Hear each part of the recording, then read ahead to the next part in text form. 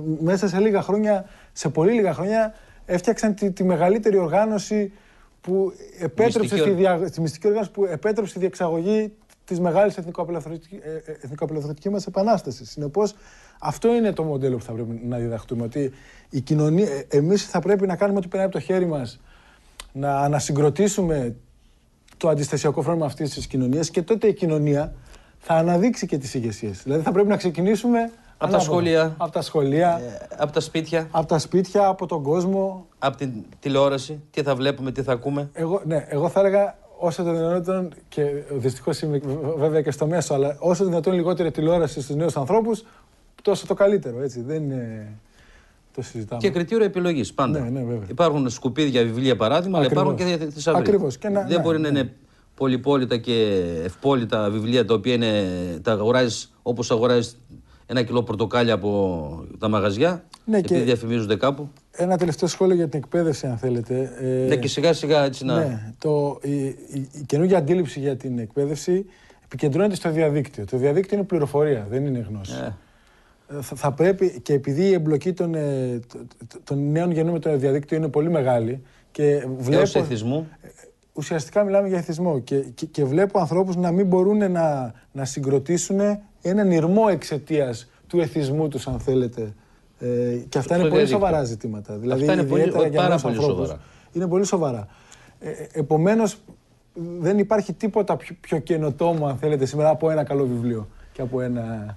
Πρόσφατα μας έχαναν στα σχολεία, σε κάποια σχολεία εδώ περιοχών της κεντρικής Μακεδονίας, είχαμε απευθεία σύνδεση, κάκιστη βέβαια σύνδεση, με το Υπουργείο Προστασίας Πολίτη, όπως το λένε τώρα, και μας μιλούσαν κάποιοι ψυχολόγοι και ψυχίατροι για το θέμα του εθισμού.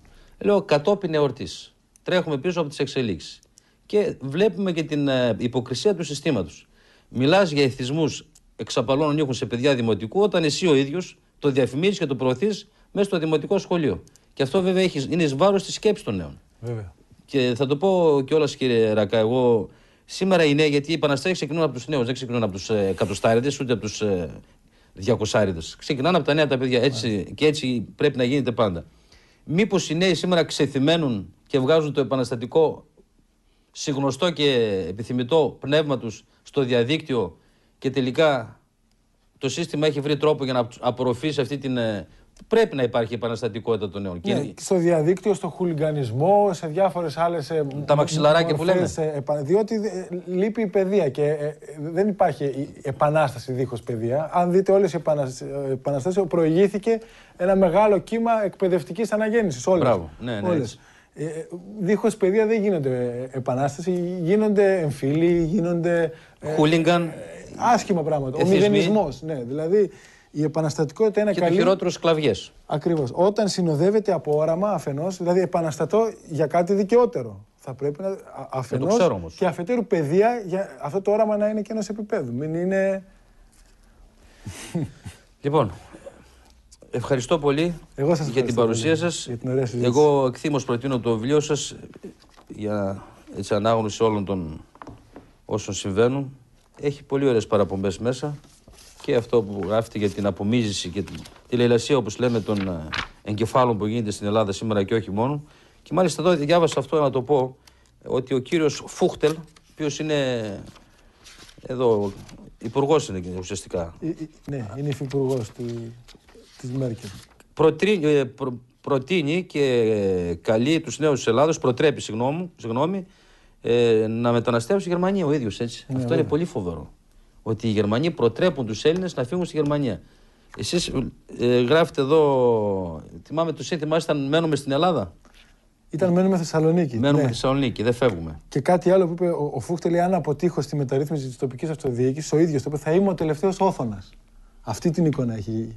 Ο τελευταίος Όθωνας. Αυτή την εικόνα έχει για τον εαυτό του ο κύριος και το τι κάνει στην Ελλάδα. Μάλιστα, και το θυμάται τον Όθωνα. Τέλος πάντων. Λοιπόν, και πάλι σας ευχαριστώ.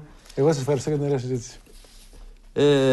Εγώ θα πάω λίγο πάλι πίσω, γιατί το αναφέρεται και στο πιστόφυλλο ότι ζούμε μια νέα κατοχή. Μάλλον για πρώτη φορά μετά την κατοχή. Είμαστε σε νέα κατοχή. Σήμερα βέβαια μπορεί να μην έχουμε αυτά που συνέβαιναν τότε στην κατοχή, αλλά πάλι τσακίζεται ο λαός μας, όπως τσάκιζαν εκεί την εποχή κάποιοι Γερμανοί, όχι το λαό, όχι τις καρδιές, όχι τις ψυχές τους, τσάκιζαν τον ίδιο το λαό, τα ίδια τα μέλη του λαού, τα ίδια τα χέρια του λαού. Τι εννοώ? Θα σας διαβάσω από ένα παλιό βιβλίο του 1962 με τίτλο «Οι σφαγές των Καλαβρίτων» του Κώστα Καλατζή. Το βιβλίο αυτό έχει βραβευτεί από την Ακαδημία Αθηνών. Στη σελίδα 26 περιέχεται ένα φοβερό γεγονός. Για να δούμε σε ποιους ανθρώπους είμαστε σε κατοχή. Ποιοι ονειρεύονται να γίνουν οι τελευταίοι Όθωνες. Στις αρχές της κατοχής, διαβάζω, και στην πλατεία Κλαφθμόνος που την είχαν μεταβάλει οι Γερμανοί σε χώρο στάθμευσης, ένας Γερμανός σοφέρ έτρωγε από την καραβάνα του το φαΐ του καθισμένος στο σκαλοπάτι του αυτοκινήτου του.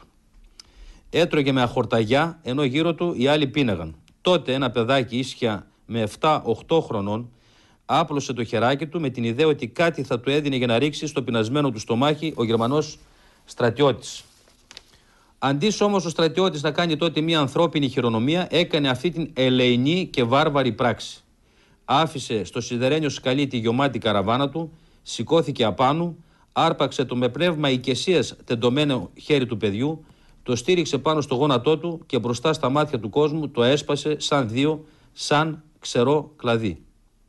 Και ενώ τα μάτια του Αρμένη, γιατί είναι ο αυτόπτης μάρτυρας που διηγείται στο συγγραφέα το γεγονός, δακρύζουν στη θύμηση της σκληρής αυτής εικόνας, μου προσθέτει: ήμουν αυτόπτης μάρτυρας και έφυγα από εκεί φτύνοντας αυτόν και τη φυλή του ολόκληρη.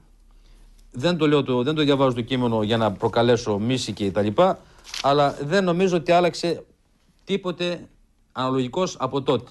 Και σήμερα ο ίδιος λαός κάθεται και μας τσακίζει. Όχι πλέον, όπως είπα, χέρια και πόδια, μας τσακίζει τις ψυχές. Και όπως μας είπε και ο σημερινός καλεσμένος, πρέπει αυτός ο λαός, εμείς οι Έλληνες, να ξαναβρούμε το ήθος το αντιστασιακό. Αυτό το ήθος δημιουργεί το 21, αυτό το ήθος δημιουργεί το 12-13, αυτό το ήθος δημιουργεί το 40. Ευχαριστούμε που μείνατε μαζί μας. Χαίρετε.